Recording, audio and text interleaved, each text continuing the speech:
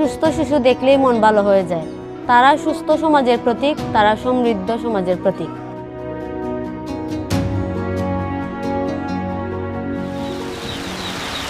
কিন্তু কয়েক বছর আগে এরকম পরিস্থিতি ছিল না। মায়ের কোলে অপুষ্টি বাচ্চা দেখলে মনে হতো আমার যে কিছু একটা করা দরকার, কিন্তু আমি কি করবো তা তো জানতাম না।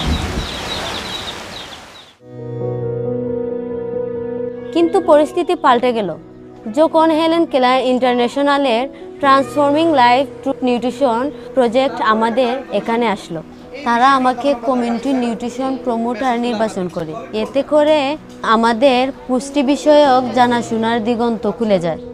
এরপর আমাকে প্রশিক্ষণ দেওয়া হয় কিভাবে অপুষ্টিতে থাকা শিশুদের দ্রুত সঠিক উপায় শনাক্ত করা যায় এবং তাদের অপুষ্টি দূর করতে কি কি পদক্ষেপ নিতে হয়। সেই থেকে শুরু কমিউনিটি নিউট্রিশন প্রমোটার হিসাবে আমার পথ চলা।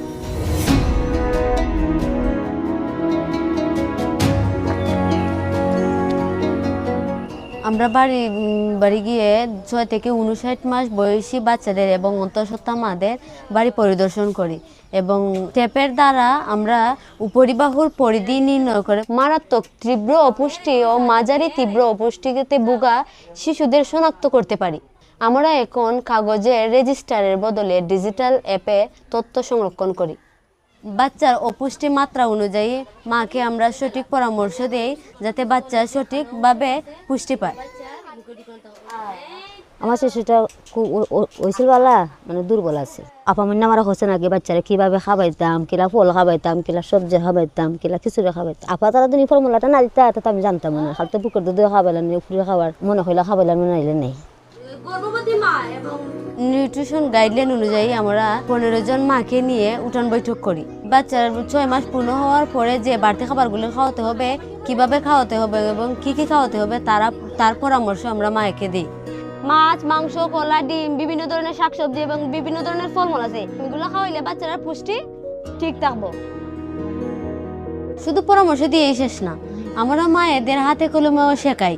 প্রতি মাসে আমরা 3টা রান্না প্রদর্শনী করি এবং সেখানে 8 জন মা থাকেন। রান্নার প্রদর্শনীতে আমরা শেখাই কিভাবে শাকসবজি ধুতে হবে এবং কাটতে হবে, রান্না করার তাপ কীরকম তাপ হতে হবে। মায়েদেরকে পরামর্শ দেই যে সবজিগুলো বাড়ির চারপাশে পাওয়া যায়, যে এইগুলো দিয়ে খিচুড়ি রান্না করে খাওয়ালে বাচ্চাদের পুষ্টির ধরন ঠিক থাকে। এছাড়া বাচ্চাদের বয়স অনুযায়ী যে 250 মিলি বাটি আছে তার পরিমাণ অনুযায়ী খাওয়ানোর জন্য মায়েদেরকে পরামর্শ দিই, এতে খাবারের পরিমাণটা সঠিক থাকে। বাচ্চারা মনে করি এগুলো খাবাইয়া ওখানে দেখা যায় বাচ্চারা আমরা যথেষ্ট পুষ্টি আছে। শুধু সেশন করে আমাদের দায়িত্ব শেষ হয় না, আমরা বাড়ি বাড়ি গিয়ে আবারও ভিজিট করে বাচ্চার পুষ্টি ঠিক আছে কিনা আবার পরীক্ষা করি। আমরা যে মেসেজগুলো মায়েদেরকে দেই সেই মেসেজগুলো মায়েরা ঠিকভাবে পালন করছে কিনা তা একটু দেখি। যদি না করে থাকে তাহলে আবারও এই পরামর্শ দেওয়ার চেষ্টা করি। আমরা শুধু যে শুরুতে ট্রেনিং পাই তা না, আমাদের 2 মাস পর পর মিটিং হয়। এর ফলে আমরা দিন দিন দক্ষ হয়ে উঠছি এবং আমাদের এলাকায় অপুষ্টি দূর করার পথে এগিয়ে যাচ্ছি। এখন আমার অনেক আনন্দ হয় যে আমার এলাকা মায়েদের মুখে হাসি ফিরেছে। মানুষের জীবন বাঁচানোর মতো কাজ করতে পেরে আমি খুবই গর্বিত।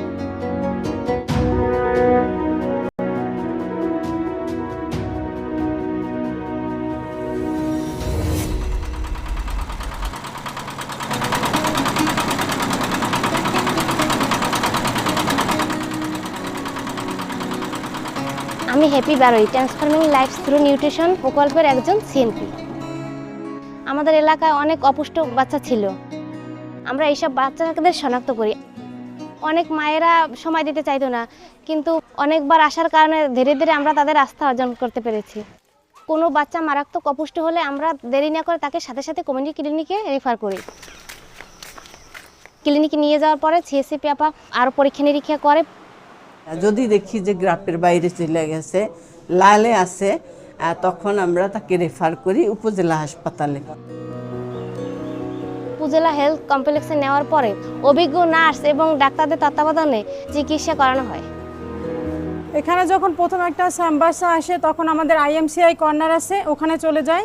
যদি স্যাম বাচ্চা হয় তাহলে ডাক্তারের কাছে রেফার করে। যে সমস্ত তীব্র অপুষ্টির বাচ্চা আছে সে সমস্ত বাচ্চাকে আমরা চিকিৎসা দিয়ে যাচ্ছি এবং তাদেরকে আমরা যারা তীব্র অপুষ্টিতে আছে তাদেরকে আমরা ভর্তি করে দিচ্ছি এবং আমরা তাদেরকে সাপ্লিমেন্টারি ফুড দিচ্ছি। এখানে আমাদের প্রত্যেকটা স্বাস্থ্যকর্মী কিন্তু তারা ট্রেনিং পেয়েছে, ইনফরমেশনগুলো জানছে এবং সবাই আমরা এখন সচেতন। ব্রেস্ট ফিডিং কর্নারটায় অনেক এফেক্টিভ। এখন আমাদের এখানে যেসব মারা বাচ্চা নিয়ে আসেন তাদের অনেকেই এখানে ব্রেস্ট ফিডিং করান, যেটা তাদের এই সহযোগিতার আগে এতটা এফেক্টিভ ছিল না। 2 সপ্তাহ ধরে নিয়েছিলাম ওই জায়গায়, আগের থেকে সব কিছু বাড়ছে, ওয়েট বাড়ছে। এখন মায়েরা মানে তাদের প্রপারভাবে দেখাশোনাটাও করতে পারে, বাচ্চারা কম অসুস্থ হয়। ওইভাবে খাওয়ার কারণে তার বাচ্চার পূর্ণটা বাড়তে আছে আর ওর খাবারের রুচিটাও বাড়তে আছে। আমাদের এই প্রদর্শনী দেখার পরে অনেকগুলো বাচ্চা কি স্বাভাবিক হওয়ার পর্যায়ে চলে আসছে। মা, স্থানীয় স্বাস্থ্যকর্মী, ডাক্তার এবং নার্সদের সাথে নিয়ে আমরা শিশুদের অপুষ্টি দূর করতে এবং তাদের সুন্দর ভবিষ্যৎ নির্মাণের জন্য আমরা কাজ করে যাচ্ছি।